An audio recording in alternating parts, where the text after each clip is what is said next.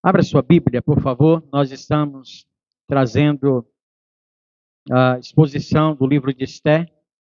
E a semana passada nós falamos de a visão geral do livro de Esté, falando do relacionamento de Deus com o seu povo.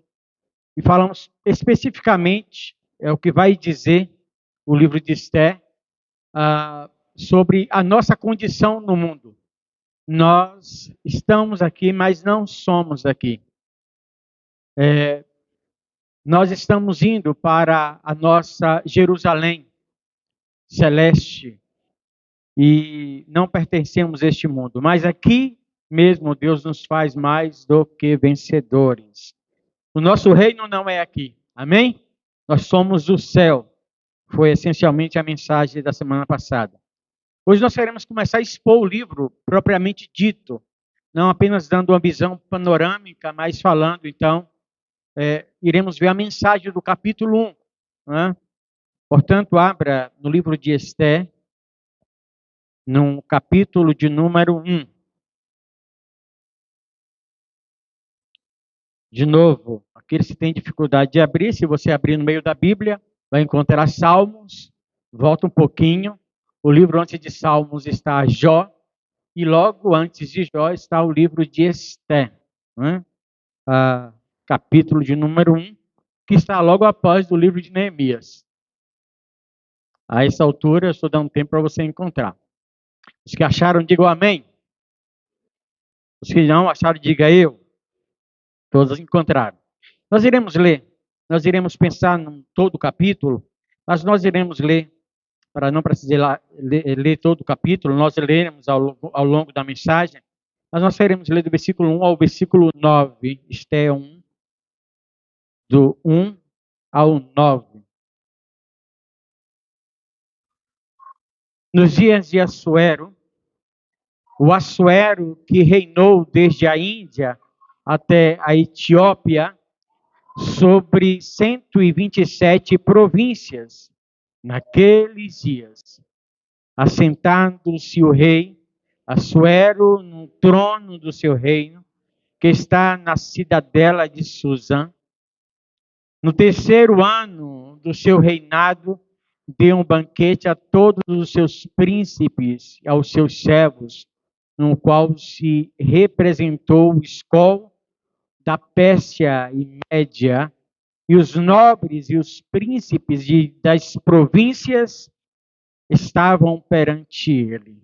Então, mostrou as riquezas da glória do seu reino, o esplendor da sua excelente grandeza, por muitos dias, por 180 dias. Passando esses dias, deu o rei um banquete a todo o povo que se achava na cidade de Susã, tanto para os maiores como para os menores, por 7 dias, no pátio do jardim do palácio real. Havia tecido branco, linho fino, estofas de púrpura, atados com cordões de linho e de alabastro, e a armação dos leitos era de ouro e de prata, sobre um pavimento de portífero, de mármore, de alabastro e de pedras preciosas. E dava-se de beber em vasos de ouro,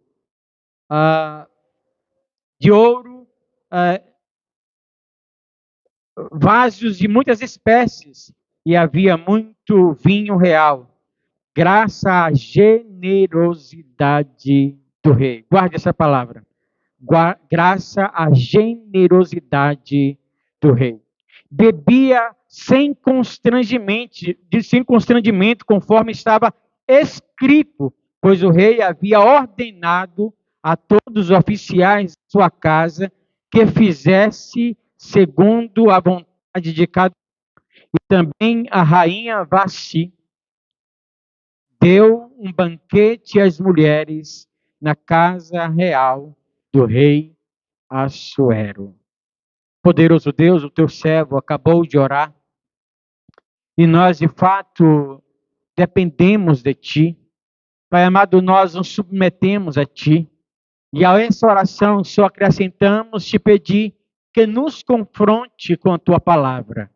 Sempre precisamos ser confrontados para que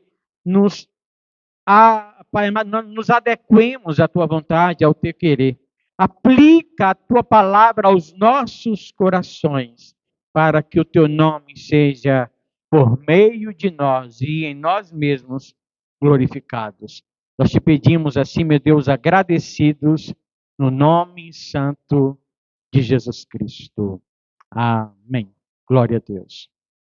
Meus irmãos, quando eu estava estudando esse texto, eu me lembrei do Salmo 73, em que um velho ministro de louvor, um homem que estava acostumado com a glória de Deus, um homem que, na consagração do templo de Salomão, ele foi o ministro de louvor.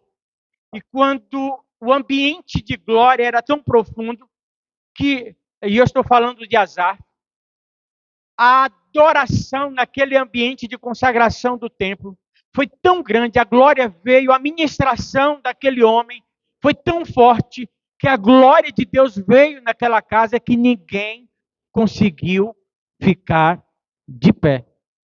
No Salmo 73, a gente vê um Asaf que está se sentindo um derrotado. Porque ele está como que sentado numa esquina da cidade, e ele vê o trânsito das pessoas indo e voltando, e ele conhecia muito bem a todos, e ele começou, de certa forma, ele começa dizendo que bom é Deus para com Israel e para com os limpos de coração. Quanto a mim, eu quase me desviei. E ele começa então a relatar o que aconteceu com ele e o porquê que ele quase desviou, porque ele começa a olhar e ver o que está acontecendo no mundo ao seu redor, de pessoas injustas, de pessoas que não tinham dignidade diante do Senhor e prosperavam de uma maneira, parece que fazia o que era mal aos olhos do Senhor, e parece que mal nenhum chegava a essas pessoas. E ele então começa a ter inveja até mesmo da gordura daquelas pessoas que prosperavam de todas as formas.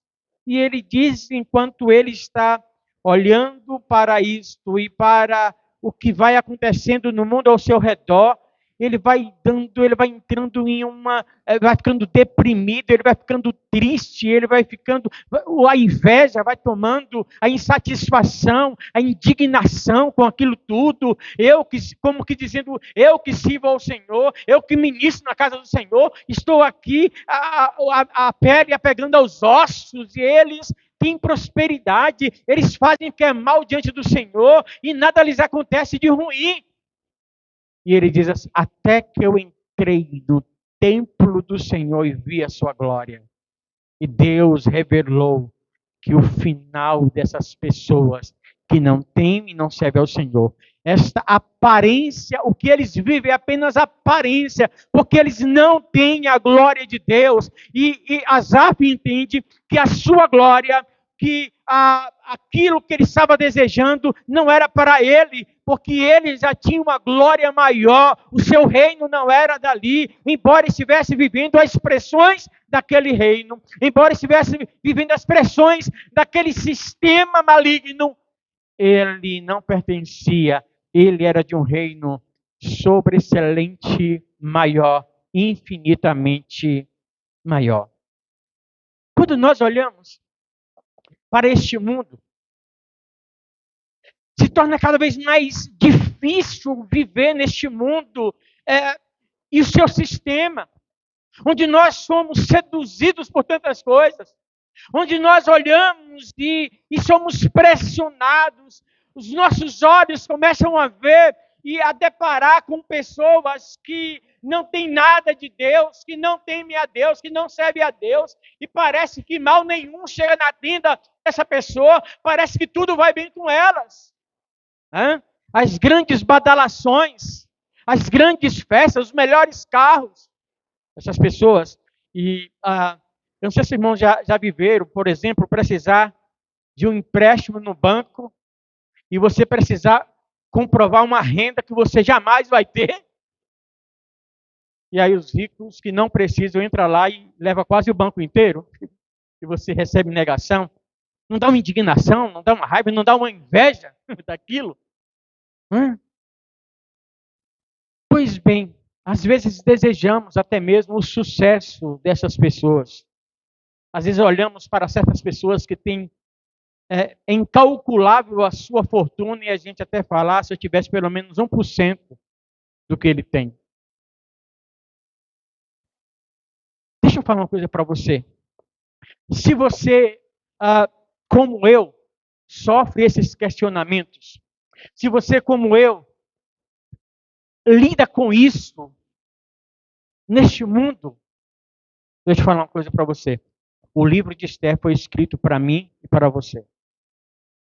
Quando a gente olha para o livro de Esther, sobretudo, o propósito do capítulo 1 de Esther é um propósito contextual, é o contexto que está acontecendo ali. E ele quer mostrar, como eu já falei na mensagem passada, o que mostra é que esse mundo não é o nosso mundo. E aquele mundo em que Esther, em que o seu tio Mardoqueu, o seu primo, enfim, o seu parente, aquele que lhe adotou e lhe criou como filha, estava vivendo, eles nasceram ali, né? Principalmente Esther, ela só ouvia falar de Jerusalém, ela nunca viu Jerusalém, ela nunca esteve em Jerusalém, embora ela estivesse nascido ali na Pérsia, embora ela estivesse nascido naquele mundo, aquele mundo não era dela. Ela era daquele mundo, mas não era daquele mundo. Ela pertencia àquele mundo, mas aquele mundo não lhe pertencia. O seu mundo, o seu reino era outro, era Jerusalém. E assim nós estamos vivendo, essa é a nossa posição no mundo. Nós estamos aqui, nós nascemos aqui, nós vivemos aqui, nós dependemos da vivência aqui, mas nós não somos aqui. E o propósito do capítulo 1 de Esther é mostrar essa situação contextual, a nossa situação neste mundo. E o meu propósito em expor este capítulo é justamente encorajar você. É trazer encorajamento para você, para lidar com as pressões, com as tentações, com as seduções deste mundo. Como lidar com isso? Né? Como lidar com isso? É mostrar que os reinos do mundo, né? Embora pareça fascinante, não passa de ilusão e de aparência.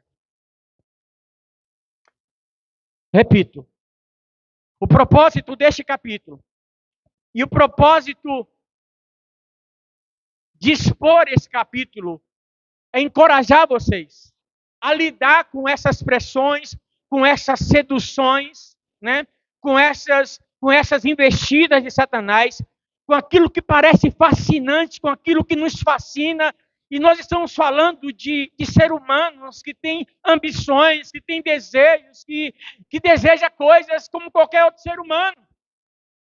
E que, às vezes, a gente fica diante de tentações e este mundo, de fato, ele tenta nos seduzir de forma e mostra uma glória fascinante, mostra que tudo é fascinante, mas não passa de ilusão e mera aparência.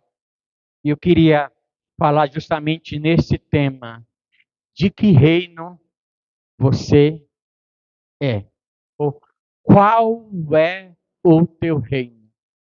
Perceba então que o autor começa a relatar, muito provavelmente, quem escreveu o livro de Esther, muito provavelmente, diz alguns comentaristas, que foi Esdras, né? Foi Esdras quem escreveu o livro de Esther. A gente não sabe ao certo quem foi que escreveu, e esse é um dos grandes problemas. Aliás, dois grandes problemas no livro de Esther é o seguinte: a gente não sabe quem foi que escreveu ao certo, a gente não tem convicção.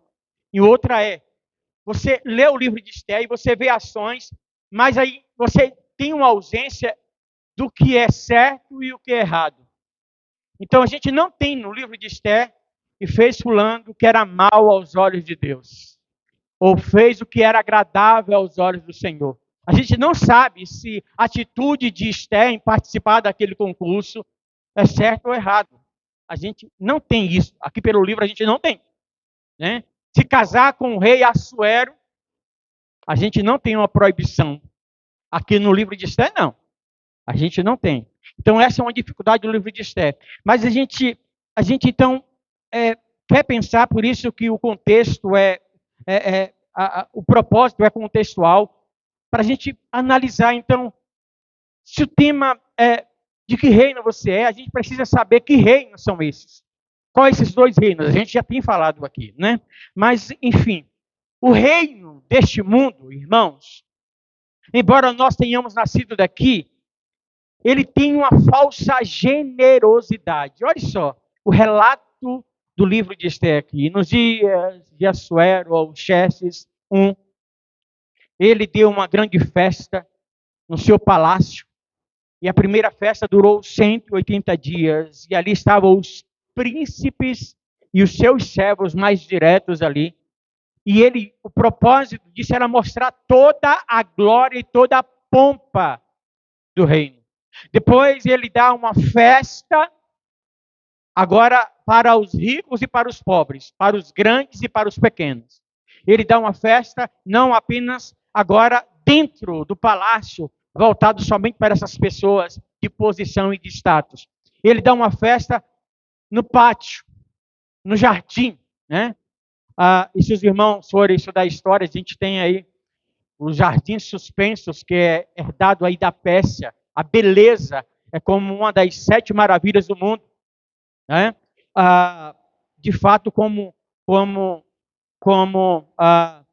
os jardins suspensos da Babilônia, chamado assim também, uma das glórias.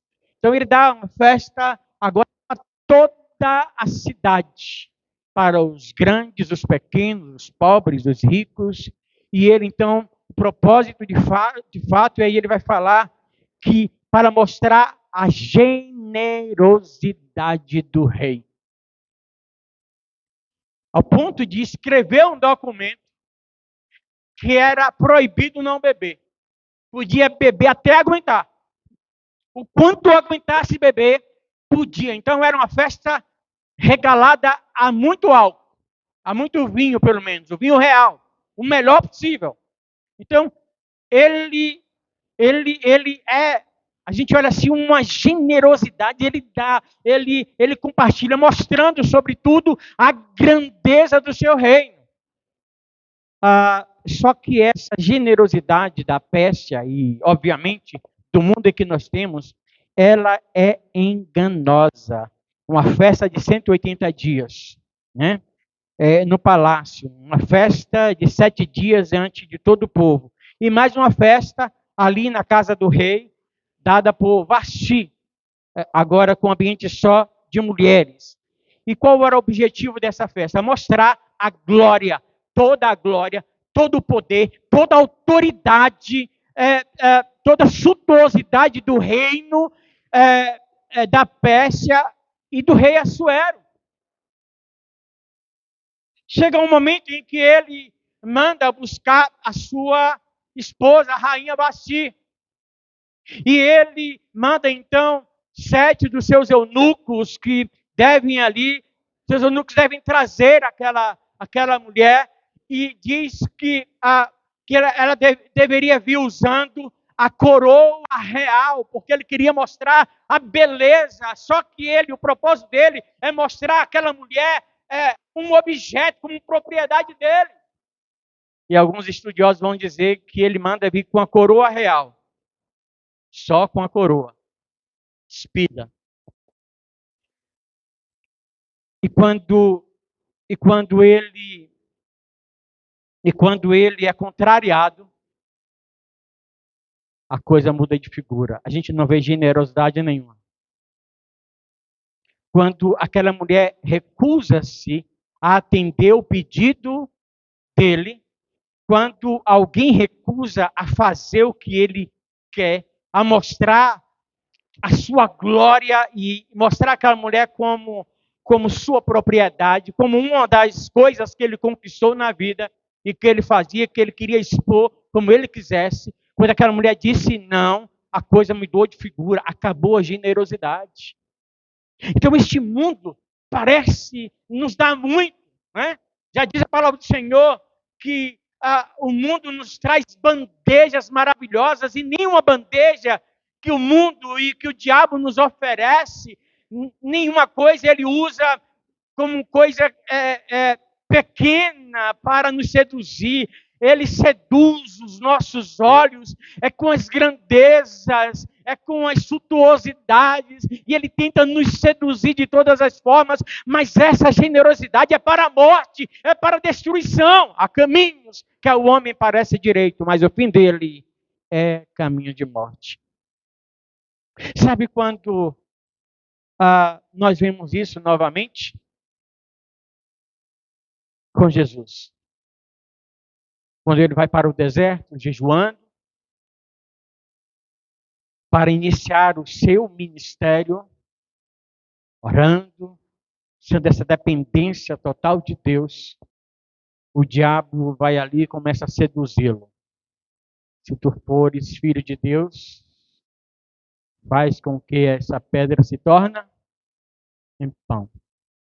Depois, em um momento, o diabo lançou na última tentativa dele, levou e mostrou todas as glórias do mundo e disse: olha, se tu fizeres o que eu te mando, eu te darei todos os reinos deste mundo. O que é que Jesus diz?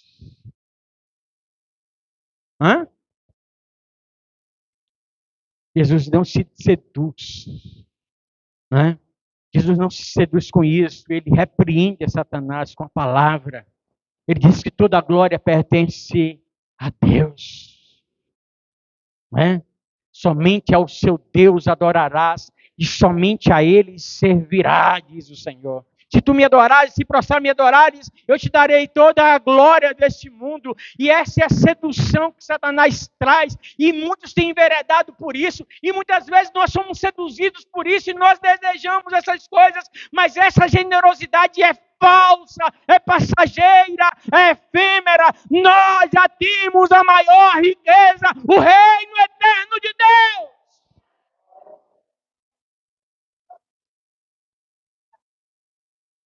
E esse texto ainda vai revelar mais. Ele vai mostrar a autoridade e o poder do reino de Assuero. Né? Ele vai mostrar o poder e o reino. Este mundo parece poderoso. Este mundo tenta impor o seu poder sobre nós e nos amedrontar com o seu grande poder, com a sua grande autoridade. Só que tudo isso não passa,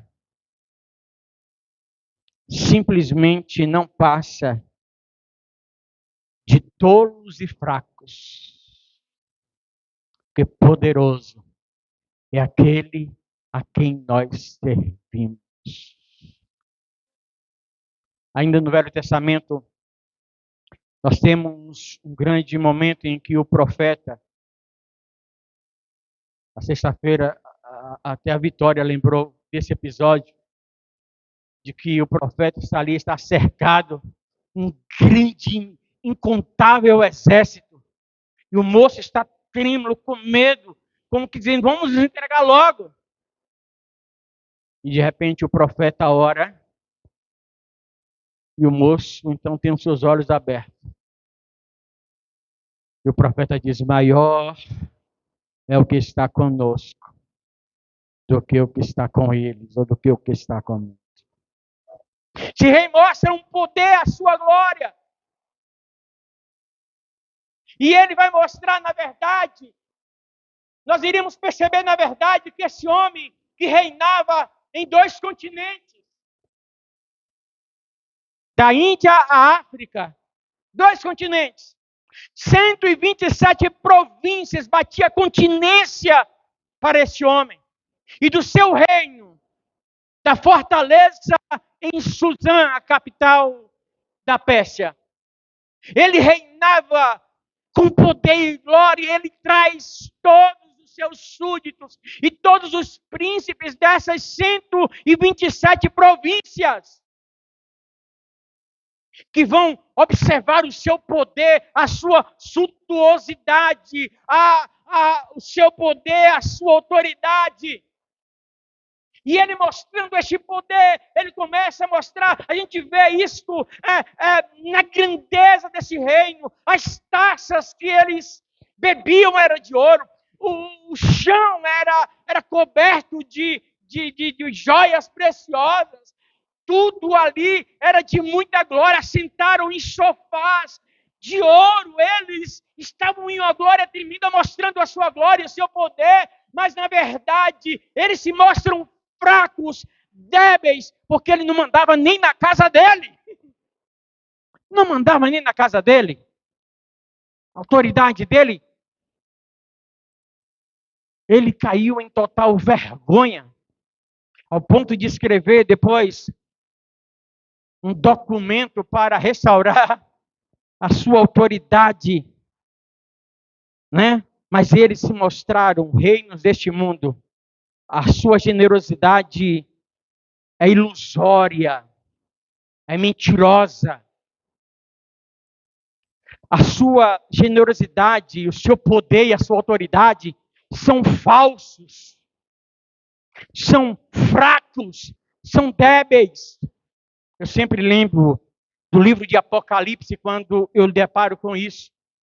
E muita gente, muito tempo, teve medo de ler ou de ver a explicação do livro de Apocalipse, porque a gente olha ali, a gente só vê caos, parece que vem para amedrontar o povo de Deus, e quanta gente que, não, eu vou ficar firme, porque senão o Apocalipse vai vir aí, e até hoje isso é tratado nos filmes, né, de uma maneira amedrontando como o caos, e o livro de Apocalipse não foi escrito com esse intuito, pelo contrário, foi escrito para encorajar e alegrar o coração da igreja, que estava sofrendo pressões, que estava vivendo o inferno, na mão dos imperadores em cidades que era chamado de, aí está o trono de Satanás. Por quê?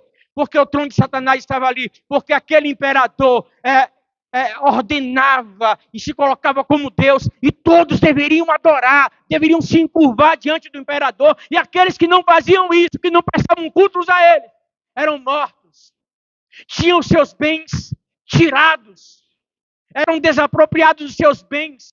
E quando não eram mortos, eram lançados em uma ilha de esquecimento, em uma ilha prisão, como João foi.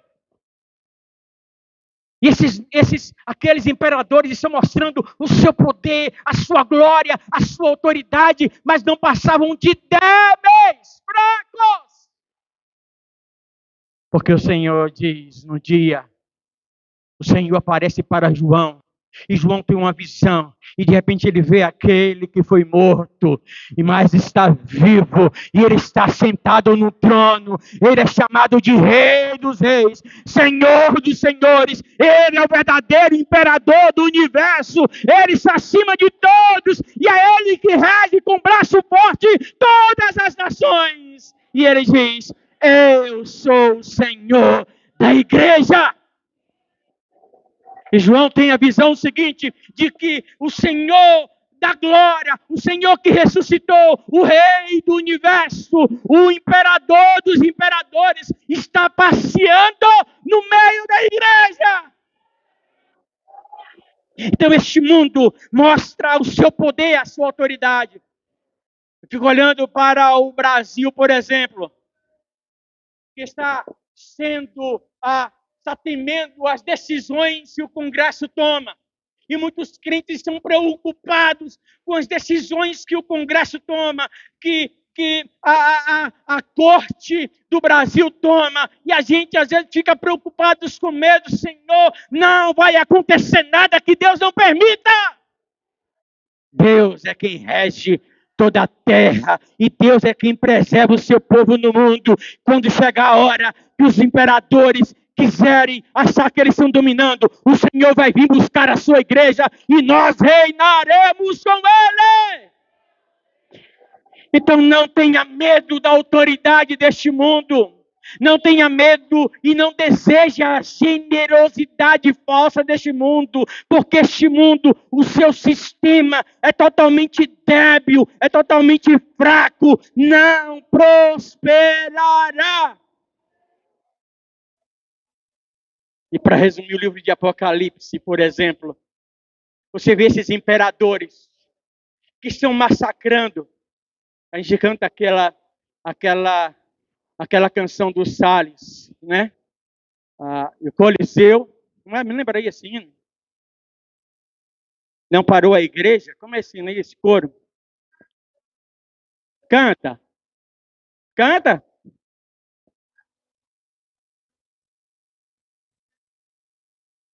O que mais? Prevalecer.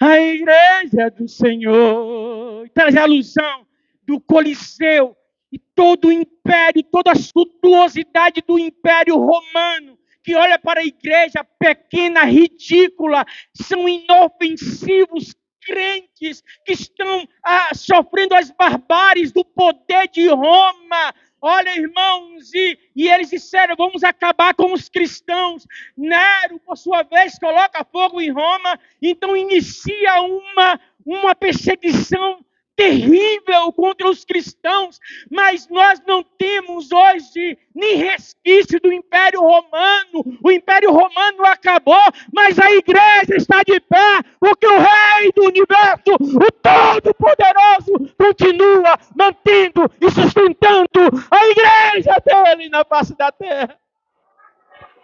Alabaçou, decova, aragasebe, andarai. Oh, aleluia! E o interessante, a gente vai rindo do ridículo desse povo. A gente ri. Chega o ponto que a gente vai rir de como eles são ridículos e fracos.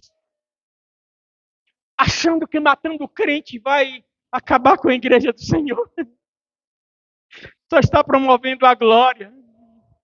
Agora no céu, né, reservado. E no último dia vai ser ressuscitado uma igreja vitoriosa, uma igreja gloriosa, juntamente com os que ficarem vivos até lá, serão arrebatados e nós reinaremos para sempre com o Senhor Todo-Poderoso. Eles mostram, o reino desse mundo mostra também uma falsa sabedoria, uma inteligência doentio, querendo ser mais do que Deus, querendo ser mais do que o Senhor. Então, o rei, diante daquela palavra de negação da rainha, então chama os seus sábios, vem cá, e os sábios são chamados. O que é que a gente vai fazer? O que é que a gente vai fazer? Olha, rei, realmente é muito grave o que essa mulher fez.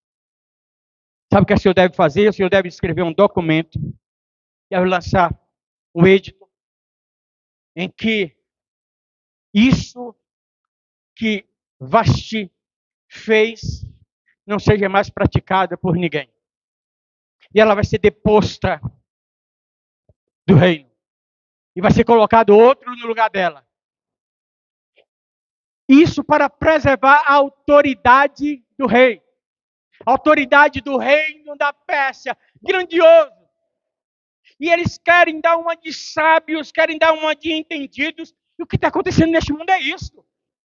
Pessoas querem mostrar sua sabedoria, querem mostrar o seu entendimento, a sua ciência, mas não passa de tolos, querendo combater contra o Deus vivo e todo-poderoso, querendo negar o Deus vivo e todo-poderoso. E o que acontece? Aquele documento, aquele edito, que é feito para punir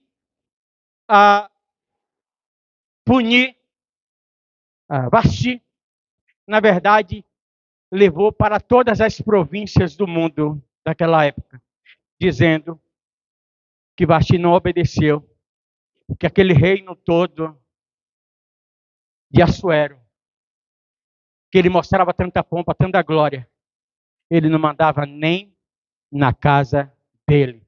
ele não tinha autoridade nem na casa dele. Que na verdade ele mostrava aquela glória e tinha tanta gente para lhe bajular, tinha tanta gente para se inclinar diante dele, falar, ó Rei Altíssimo, mas na verdade ele não tinha moral nenhuma dentro da sua própria casa. É isso que acontece no mundo. A gente não precisa desejar nada disso, a gente não precisa temer o poder deste mundo, porque mais poderoso é o que está conosco.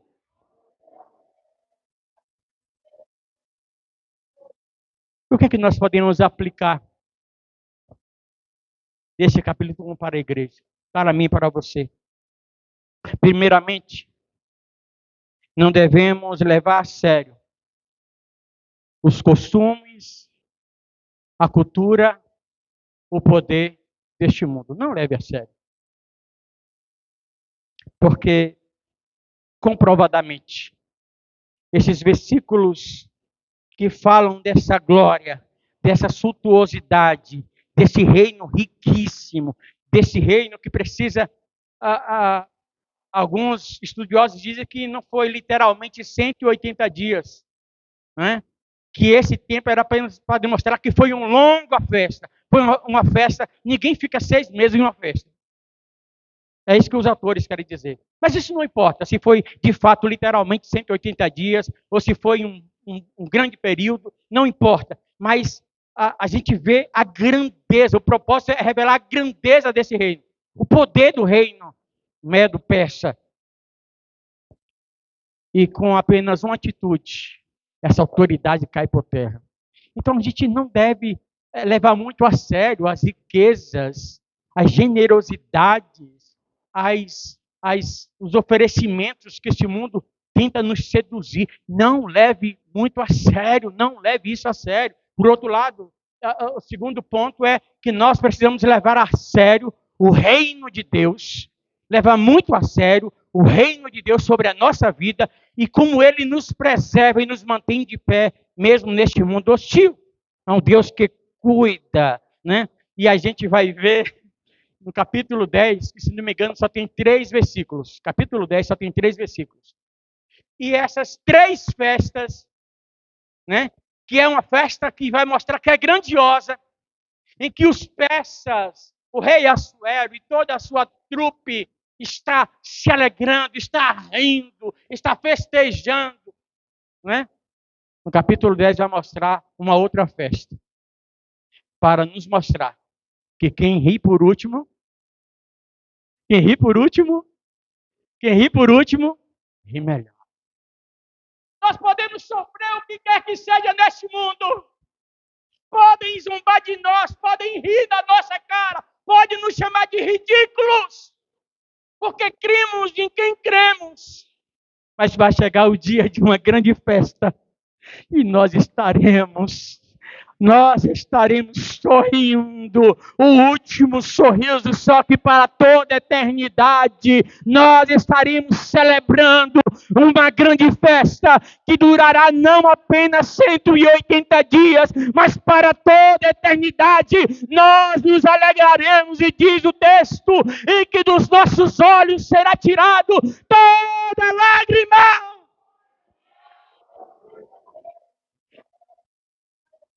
Nós iremos rir por último, irmãos. E diante dessas atitudes, nós devemos aprender a ter bom senso de humor. E nós devemos rir dessas seduções. A gente não precisa ter medo, a gente não precisa ter medo do poder deste mundo. A gente precisa aprender a rir do quanto este mundo e o seu sistema é ridículo. E nada podem contra aqueles que foram lavados e remidos pelo sangue do Cordeiro Imaculado de Deus, que foram comprados por alto preço e foram selados pelo Espírito Santo como propriedade, como povo exclusivo do Deus vivo e todo-poderoso. Ninguém pode contra a igreja do Senhor. Nós estamos neste mundo, mas nós não somos deste mundo. Tudo neste mundo é ilusão. Tudo neste mundo é passageiro, como já diz a canção. Tudo aqui é totalmente efêmero, é passageiro, mas nós temos e pertencemos a um reino eterno de glória, e é para lá que nós estamos indo, e podemos viver como filhos deste reino aqui neste mundo, treinando para daqui a pouco estarmos na nossa Jerusalém celeste e eterna.